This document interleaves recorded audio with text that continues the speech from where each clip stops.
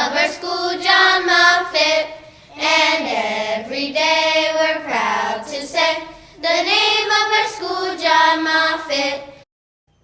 Hello and welcome to the 5th episode of Season 4 of the Moffat Tattletale. I'm Amir. And I'm Yezin. Today our guest is Mr. Bernard Brown, author of the book Exploring Philly Nature, a guide to all four seasons, nature writer of Grid Magazine, and host of Urban Wildlife Podcast. Welcome, Mr. Bernard Brown, and thank you for being our guest today. Thank you for inviting me. Why did you become an author? I became an author because I like to write, and so for a job and as something that I enjoy doing, I write articles. I've written other things in the past too, like blogs, and I wanted to keep communicating to people and talking to people about something that's important to me, which is how we can learn about nature and connect with nature, even in a city where you would not always expect it to be the place with a lot of nature, with a lot of plants and animals and things like that. And so a book is another way for me to communicate about this stuff with people who I hope can learn and get more connected. How does climate change affect the wildlife in Philly? That's a hard one. I think it's it might affect some things like when flowers bloom and sort of the timing of how different things happen throughout the year, because if spring is starting earlier, then things that happen in the spring are going to start earlier too, at least some of them. It might affect what kinds of animals can live here. So there might be some things that up until recently have lived in warmer or hotter places that now can live in Philadelphia. And so people I know worry about this with mosquitoes and stuff, but I think there's probably a bunch of other small critters, little bugs that we don't think about a whole lot, but that might find Philadelphia to be a better home for them. And also you might have things that think it's too hot. So maybe some birds that live here might end up not living here, or they might only be here in the winter and then head further north in the summer. But those are the kinds of ways that it might affect us, but we're not sure yet. It's one of these things where you sort of have to see it actually happen to know for sure what's going to happen. Did you have to study anything specific in college or university for your career? For my career, I'd say that I did a little bit in college. I did not study this kind of stuff. I studied things like history and economics and things like that. I went to more college. I did even more.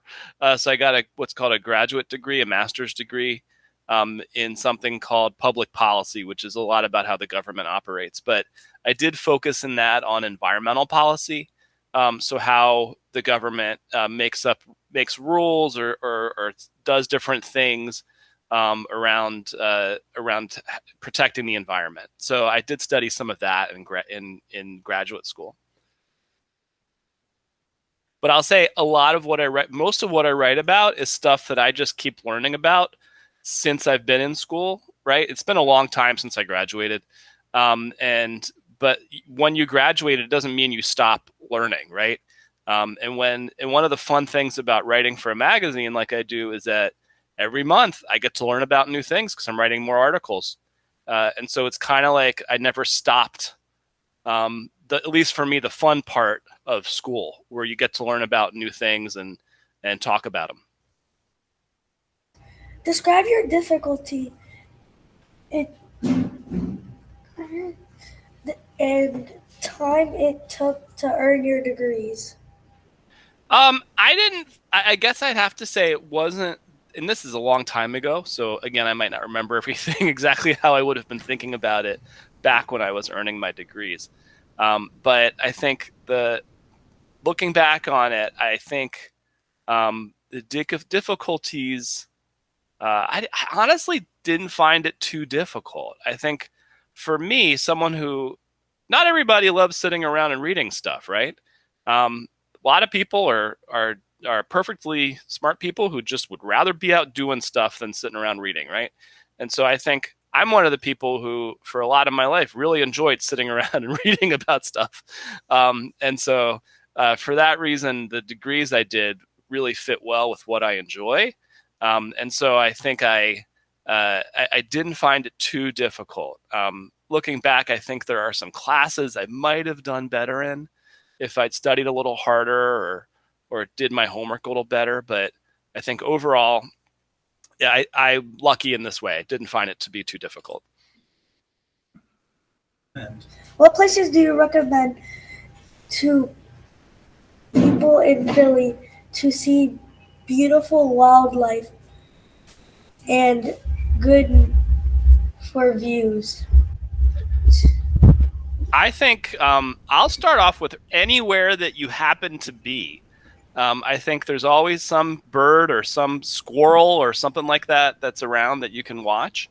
So I'd say start wherever you happen to be. I'll tell you, the other day, it was Wednesday. I was riding my bike because I ride my bike to get around the city, and so I was in Center City after I was in the office, and so I was riding my bike back across the bridge on Walnut Street to West Philadelphia, where I live.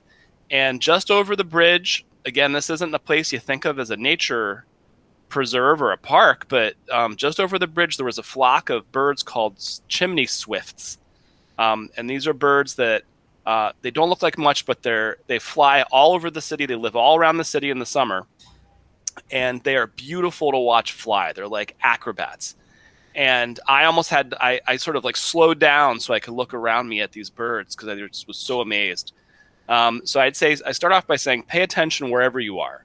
Other places you can go if you want to see a little bit more diversity, like more kinds of animals that might not like living exactly on other like blocks.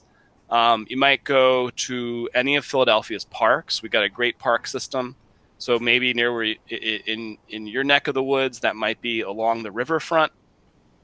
So you've got parks like Penn Treaty Park and stuff like that on the Delaware River.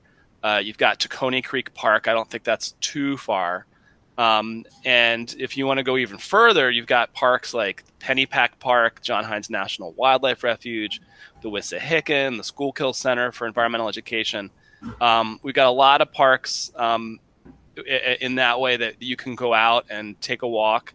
I will give you one piece of advice, which is it's less about where than when. I always, this is maybe the hardest part is I think it's best to get up early in the morning. A lot of times you see more things and hear more things moving around and doing stuff when it's early in the morning because it's not that hot yet, especially in the summer, and there aren't as many people around. And so if you can get out somewhere early in the morning when there aren't so many people and so much traffic, you're going to see more stuff than if you just stay in bed too late playing video games or just hanging out, watching YouTube. So you want to get up and get out there early in the morning and you'll see more stuff. What is the most dangerous animal you have written in your book? That I've written about in my book? Yes. I gotta say, luckily, we don't have any non-human animals that are all that dangerous to us. I think people can get scared about things like coyotes and foxes, but they almost never hurt anybody. Sometimes raccoons or foxes or skunks or dogs or cats can have a disease called rabies. So you always want to be careful of a dog or cat that you don't know. And then if a wild animal like a skunk or a raccoon or a fox isn't running away from you and is instead acting like it's coming towards you, then you want to keep clear of that because that means that animal might be sick. And so that's one way some animals could be dangerous, but that's easy stuff to avoid, right? You just be careful about animals you don't know. And then I think, every now and then, like not that many people, but some people get hurt by deer, especially if a deer gets like caught in someone's house or something like that. It can be a little dangerous. But how often is that going to happen, really? It's not that big a deal. I think the things that are dangerous in our area are people. It's stuff like car traffic or guns and things like that. So luckily, the wild animals are an area where you really don't have to worry about much at all. Get out there and watch them and keep a respectful distance, but that's about it. If you were to choose a different career, would you and why? Oh man, that's a tough one. There are so many careers I'd want to do. Like I keep seeing things people do for a living. I'm like, man, that's cool. I should have done that. Um, so I think my favorite career I would have done might be to run a nature center or run an environmental center. And so that looks like that looks like a great career. I've thought maybe I should have gone into some kind of biological research, like people who go out and learn about animals and plants and stuff. And so that's something I think about. But then I think, if I did that for a living, maybe I would have wished I had done more stuff with cities and be wishing in the other direction. So it's really hard to say if you did something else, like how it'd work out. But yeah, I do think about that maybe I would have had, maybe it would be a neat career to be out there studying snakes and turtles and stuff out in somewhere far away, or even around here. And maybe it would be really neat to run a nature center. What advice would you give anyone who is interested in going into your field? So if we're thinking of my field as sort of environmental education, I think studying sciences, so like paying attention and really getting in there and learning when you're doing science stuff in school. And then if you want to go to college and that makes sense for you, studying sciences in college, and that can give you a good preparation for this kind of work. I think in terms of writing, which is the way I make a living, is just keep writing. I mean, it's sort of like it sounds like a dumb thing, but like you're in school, you got lots of opportunities to write stuff. But you also have a chance, I think at some point as you get further along, I'm not sure if you guys have a newspaper, but oftentimes in middle school or in high school, certainly in college, there are school papers that you can write for. And so those kinds of things are great practice for writing.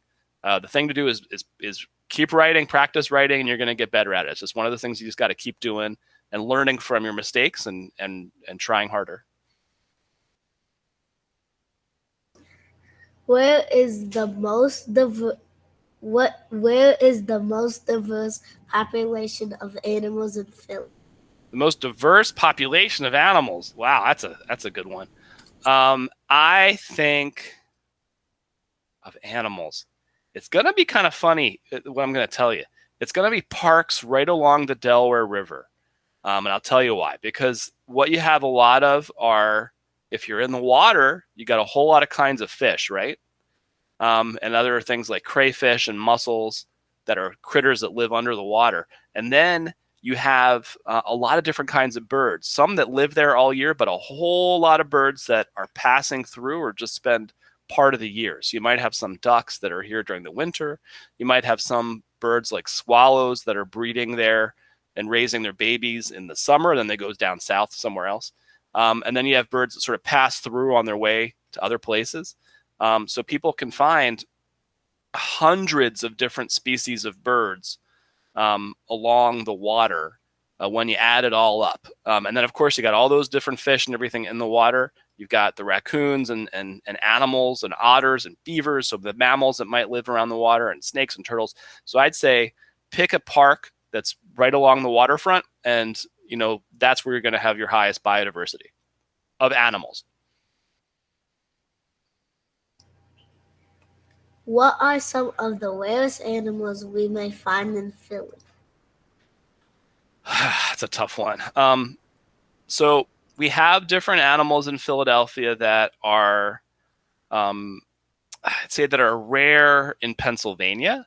So we have something called a red-bellied turtle that doesn't live in too much of the state. It lives in other states too, but in Pennsylvania, the areas that it lives are just in our corner of the state. And so there might be common in Philadelphia, but if you're going to be in Pennsylvania, you don't see them a whole lot outside of Philadelphia. And then you have different kinds of, let's say, different kinds of butterflies or birds that might only have a little patch of habitat here. You've got certainly some birds that are rare, and I've talked about this. They pass through, so they might live up in Canada or somewhere like that in the summer, and they might live in South America or Central America in the winter. And on their way back and forth, they go through Philadelphia. And so you've got some rare birds like that. Like someone saw something called never heard of this bird again, but a Kirtland's warbler. And that's an endangered little bird that lives in special kind of pine forest in Michigan, and then basically spends the winter in the Bahamas. And one of them popped up here on its way back and forth. Maybe it was a little bit off course. And that was a really rare bird that showed up. So yeah, there's different stuff like that, but I'd say the animals that live here year round all the time are probably not that rare. But we do get some things coming up every now and then. Are you planning another book? If not, what would you write about if you had to? I think I'm planning like 4 other books, but they're like in different stages of getting done. So I won't talk about them too much because you never know, like, are you going to start it and then it's not going to work out or something? But I would say, so yes, I'm starting other books, other things I want to write about. I want to keep writing about like nature and how people can sort of help the environment or help wild plants and animals and stuff in our lives. Maybe that will be more talking about the kind of stuff that lives around us in cities. Maybe I'll be looking at stuff that might be outside of cities. Maybe it'll be about sort of the ways that we can live and change what we do to help things. So I'm not totally sure exactly what, but that's the kind of stuff I'm interested in writing about next. We are crazy about birds. What animals interest you the most? I do love birds. I find almost everything interesting, but really at my heart, I'm a reptile and amphibian guy. So if I had to spend time with one group of animals, it's going to be like snakes and turtles and salamanders and stuff like that. So if you said, Billy, like, what do you pick the most fun way you could spend a day?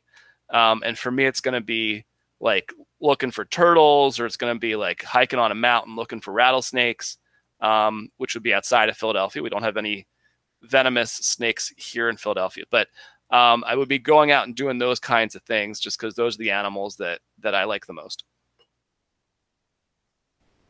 Why did you put different layers of color in your book? Different layers of color. It's that is something I gotta tell you. It's less up to me. When you write a book, I have some say in how it looks, but there's also people who work on designing the look of a book. And so I have a friend named Samantha who helped me out with that. She did illustrations and she did the design of the book. But yeah, you always, I think for this kind of thing, you want it to be visually, we use a word like visually appealing. Like you look at it and it looks good. Like you want to keep looking at it. But yeah, the actual decisions about the colors and stuff, I left mostly to other people.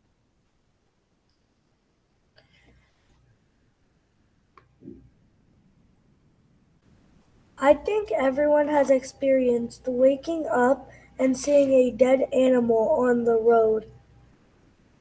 In our Nature STEM club, we discuss ways for squirrels to cross the street and give birds a safer space. On your podcast of episodes, The Tyranny of Roads, you discussed ways for animals to survive in an urban environment. You're right. You're 100% right. Roads are one of the things that it kills tons of animals. And also there's lots of animals that they look at a road, they don't want to cross it. It looks scary. The cars scare them, of course, as they should. And for lots of smaller animals, like little, I don't know, little chipmunks or little mice or little snakes or little frogs, they don't like being out in the open for very long because they're worried that a bird like a hawk might come and eat them. So a road, if you cross a road, you got to be out and open for a while, right? If you're a small animal, it's going to take a while to cross it. So um, roads are something that kill a lot of animals and can sort of determine what can live in a city and what can't. Because if an animal's not good at crossing roads, it's just not going to be in the city, right? Because there's so many roads and so many cars. So that's an important thing. And so there's different ways people have come up with to help animals across the road. And you see some of them here, but we haven't, in my opinion, we haven't done enough. So you've got, squirrels cross roads all the time, but they use telephone wires or power lines. They use trees, right? So when they can get over a road, they do. And so one solution is to make sure you have different ways that animals can get over the road up top. There's other things what we do in Philadelphia. There's in the neighborhood of Roxborough, there's a project where people come out and actually close down a road during the spring so that toads that are going back and forth can get across the road safely. And then in some places, we're not lucky enough to have this here yet, people have actually built overpasses or underpasses specifically for wildlife so that it's a space under the road or something that they built kind of like a bridge over the road so that animals can get across the streets. But we haven't done that much here. But yeah, it's a big thing. I'd say other ways just to keep them in mind that you can keep animals safe. One is that something to look into later maybe is that windows. Sometimes birds get confused. They see the reflection of a tree in a window, or they see a window, they don't understand that there's something there and they want to go on the other side of it, and then they run into it and they get killed. So if you've got windows that reflect trees that might confuse a bird, something you can do is actually just paint on the outside of the window, like little dots and stuff like that, with a paint that you could wash off later. And that's one thing you could do. The other thing to do, I always tell people, is don't let your cats walk around outside by themselves. Cats kill a ton of birds and snakes and bunny rabbits and all sorts of things just because that's what they do for fun. They like to see something moving and they play with it, right? And so some people keep their cats inside. Some people take their cats out on leashes even. And so it's just another thing along with those roads and windows, ways that we can make the city safer for other animals. What are some ways to help animals in rural or suburban areas?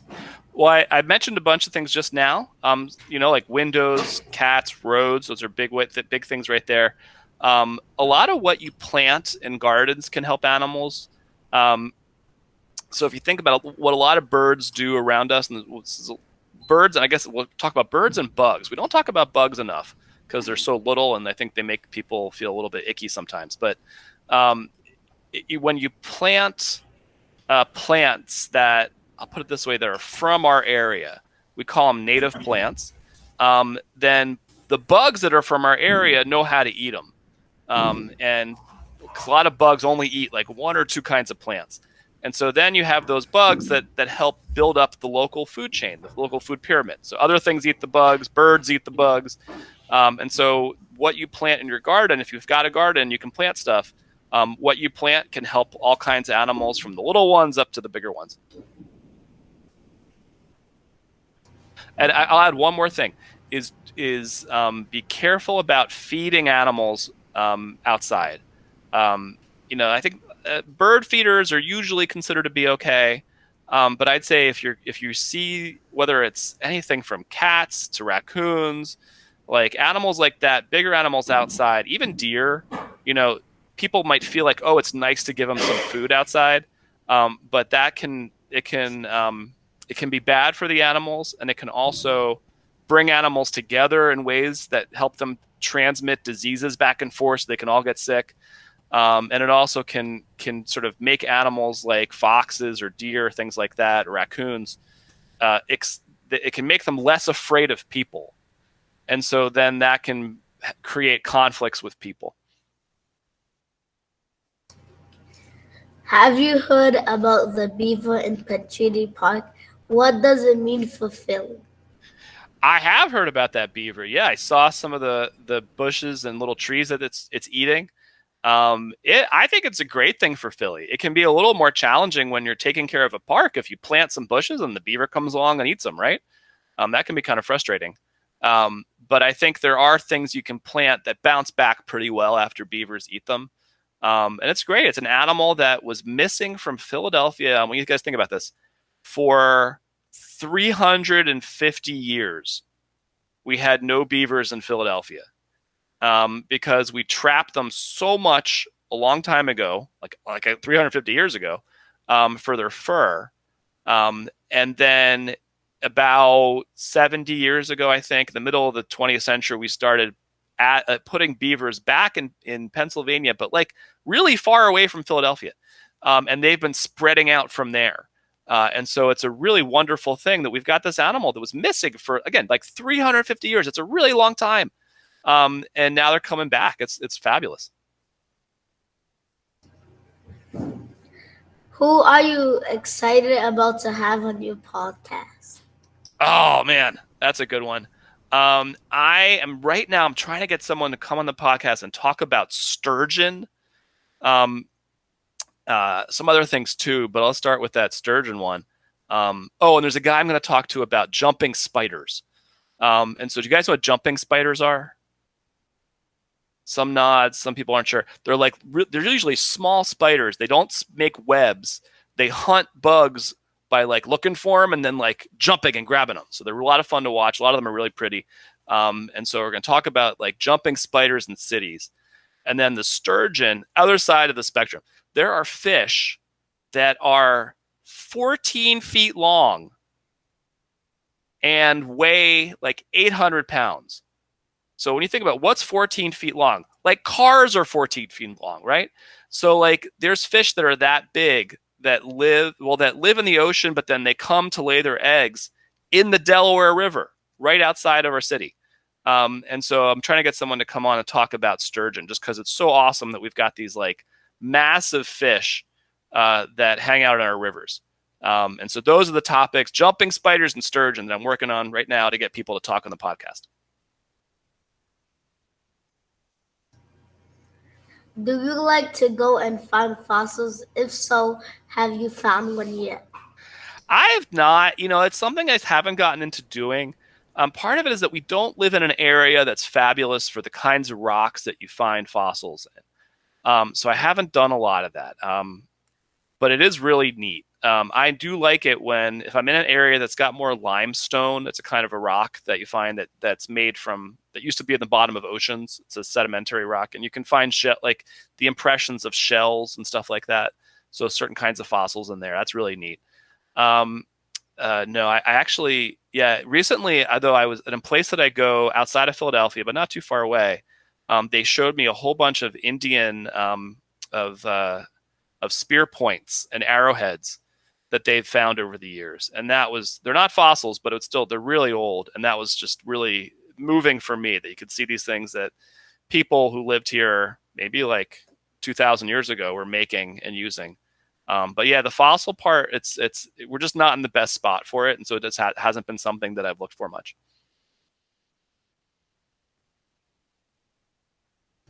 Where can our audience go to see some of your work or follow you on social media to listen to your podcast and buy your book? Well, you can buy my book in like bookstores. I think the library, I checked with the library. I think the Philadelphia Free Library is going to carry it.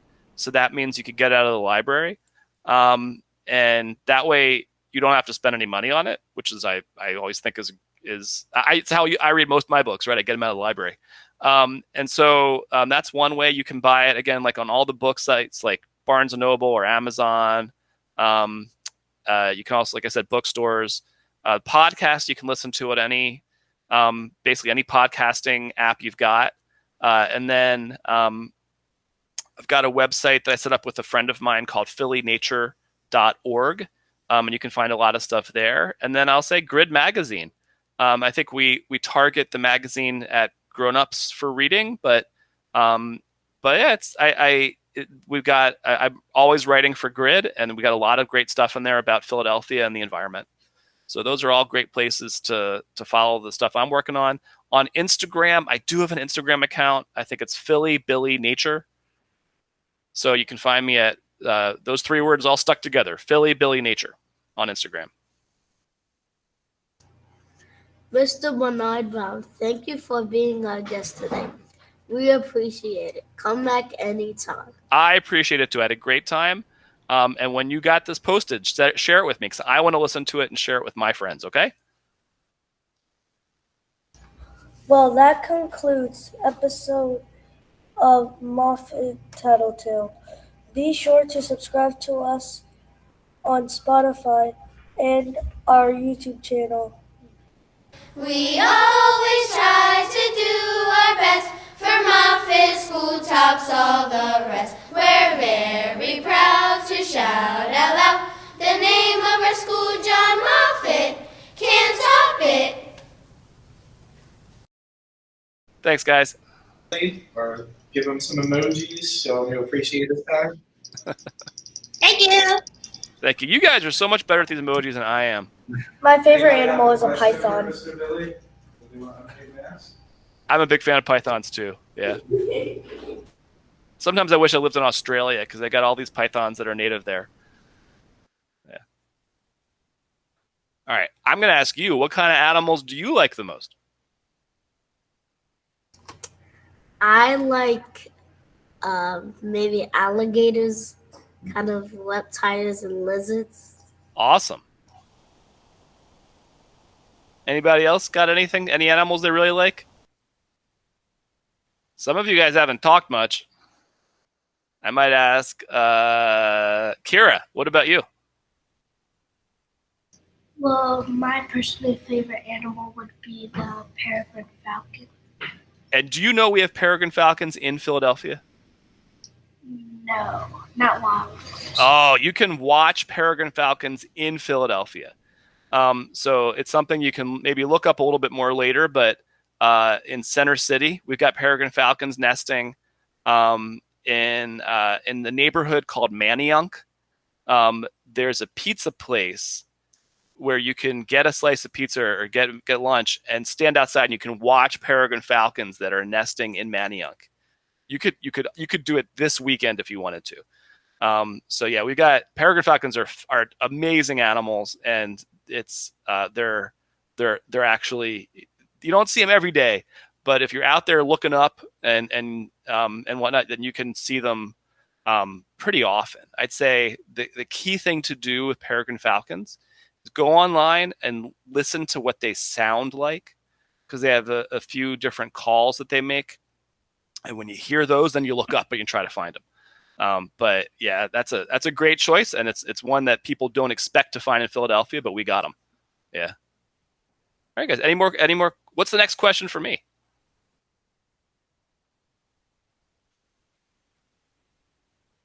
Are you out of questions?